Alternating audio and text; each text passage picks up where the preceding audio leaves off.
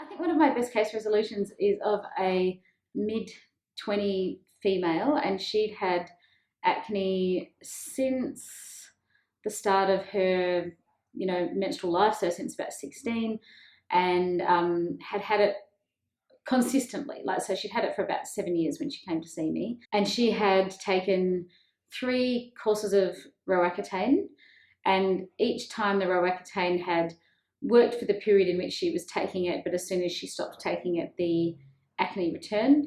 She'd also had tried antibiotics several times, and again, similar situation, appeased the acne while she was taking the medication, but as soon as she stopped taking the medication, the acne returned. She was a health professional and, dealing with her own patients every day, so it was having a pretty big impact on her personally and professionally.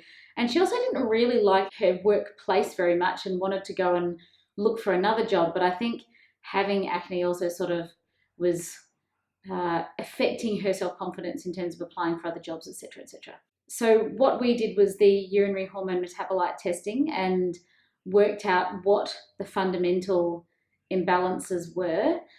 And interestingly also, though, her family history was very indicative of someone who had a hormonal imbalance. So her own parents had each had acne, but also there were issues with fertility and miscarriages on one side of her family as well that were quite prevalent on one side of the family. So that, to me, sort of even before I did the urinary testing, showed me that there was something, that there's a trend in her family, so therefore something genetic that's possibly perpetuating this. And so when I did the testing, it was obvious to me that she was having a lot of issues with detoxifying estrogen, and so there was this relative estrogen progesterone imbalance, and there was slightly high testosterone, but not as high as I thought it would be.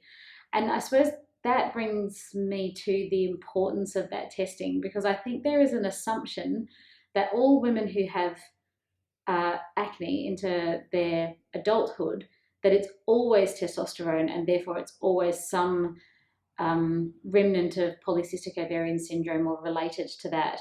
And I don't think that that is always the case. And since having used functional testing methods a lot with all of my patients, I now realize that I cannot predict what is going to come back in those test results, that it is mostly surprising and therefore a very, very clinically useful tool.